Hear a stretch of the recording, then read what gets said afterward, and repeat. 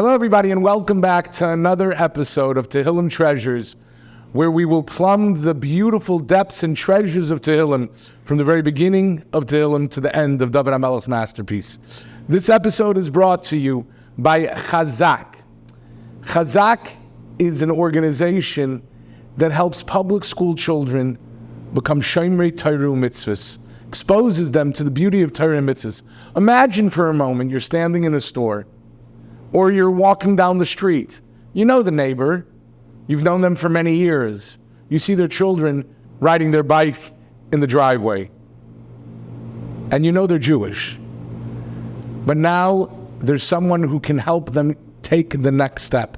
And that is Chazaq, with countless programs after school and other wonderful programs to help expose them to the beauty of Yiddishkeit. If you know someone or know someone that knows someone that can help these children, then please email at psty@chazaq.org.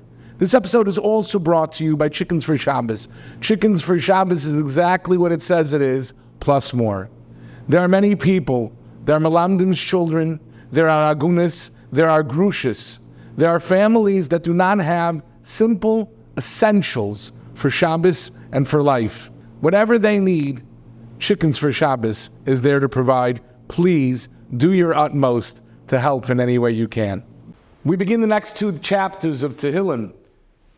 We begin with Kapitel Kuf Yud Zayin. Very short chapter.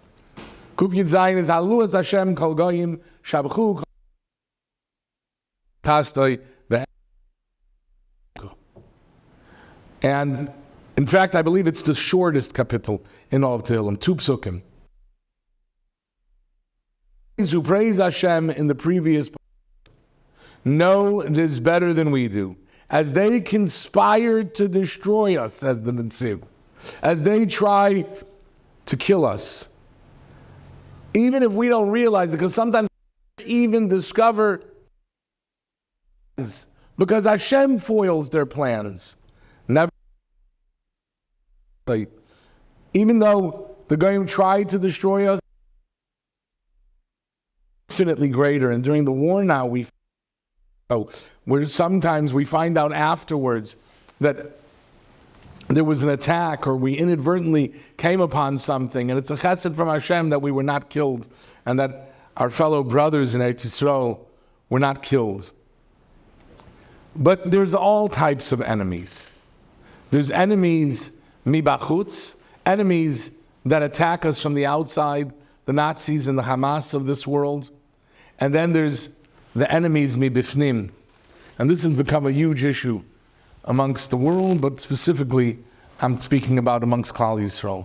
The internal demons that people, the mental and the suffering that people go through. But Hashem's kindness helps us through. I was zoicher once to go to the hospital, not as a patient, Baruch Hashem, but as someone who was giving chizuk. It was Chol HaMoed, and I went with my friend Rabbi Baruch Levine, who's such an exceptional person, besides being an exceptional singer and composer. And we went, it was after the concert, we went at night, and we went to Hopkins, and we went to go provide Simchas Yontif for a young man. And by the time we arrived, it was 11 p.m. at night. Now, normally you can't go and sing in there. Nevertheless, the hospital was gracious and they allowed us to come. And we figured we'd do some slow songs. And, soft, humming, quiet. We don't want to disturb anybody. But oncology ward. When we walked through the halls, we saw people looking through the doors. They were wondering who's coming. And it was quite a small entourage, but an entourage. A room, and there was a gym there. And when we walked into the gym, we were blown away. There was music that was blaring. It was blaring. 11 p.m. the children's oncology ward. And we started to sing and dance with that young man.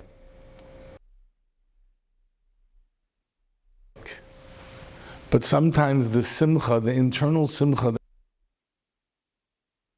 that we feel, is able to overcome the sadness and the worry and the anxiety and even the illness that people struggle with.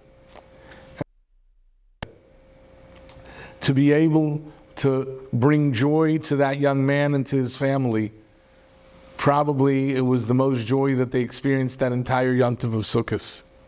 And before we left, I walked over to the boy's father, and he turned to me, and he had a tear in his eye, and he asked me the following question. Why, when it comes to the mitzvah of, is there a p'tur of mitzvah?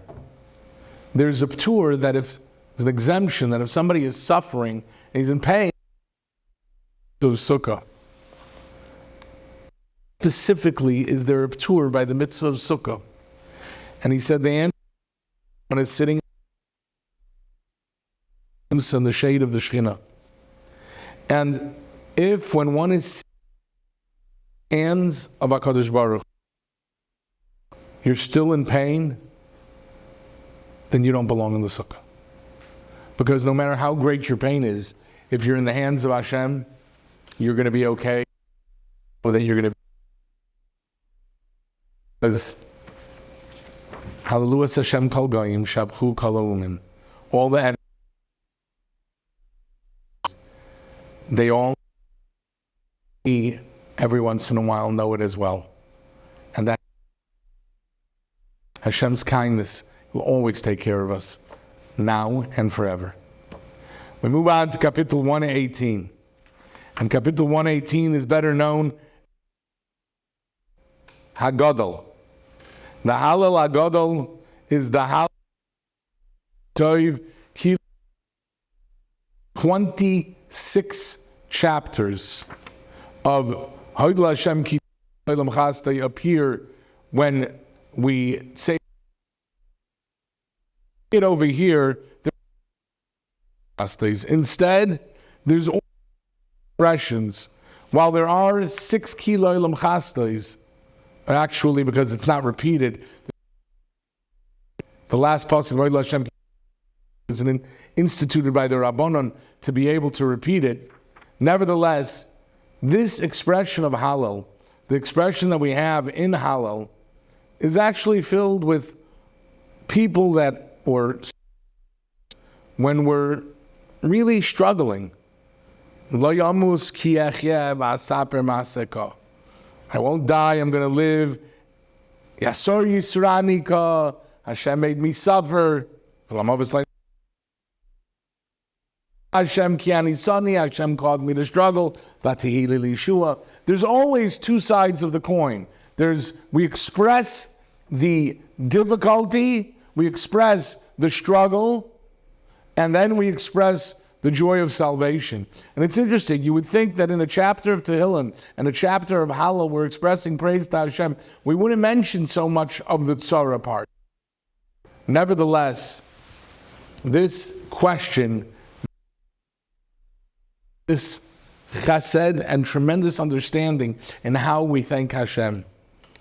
Sometimes people think that you thank Hashem for getting out of the tzara, but we fail to recognize that the tzara itself is a chesed.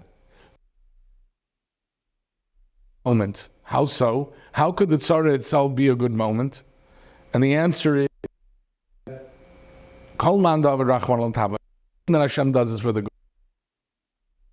See, difficult. But if we believe it and we hold on to it, then we'll be zoichet to be able to really appreciate it. There's a great tzaddik by the name of Rabbi Menashe HaKotan. And Rabbi Menashe HaKotan has a Haggadah. The Haggadah is called the Magid Mishnah Haggadah. And he tells over his family story, he tells over his story. He says that they arrived in Auschwitz on the first day of Shavuos, and within moments, there was nothing left to his family. His entire family was wiped out. And now that he was all alone in this world, he didn't even have his name. He had his number. A8274. Then he was transferred later to Buchenwald, and he got another number, 121. What I'm about to be comprehensible, I would think about this and to be able to find the goodness in all this. He stared at those two numbers and he realized, two numbers on his arm, that the Nazis had branded onto his arm, burnt into his skin. And he said, wow, both of those numbers, both the number 827, 121926, both equal 21. And he realized, Aleph Hey Yud Hey is also 21. And we know that Hashem revealed himself as there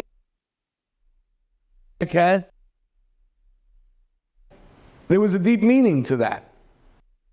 I will be that which I will be. I will be the same Hashem. You. Punishing you. And he looked at his two numbers. One, Gematria Eke. The second, the Gematria Eke. The Chesed. Yes, the Chesed. Behind giving him two numbers, where Hashem was guaranteeing him, I'm always going to be with you.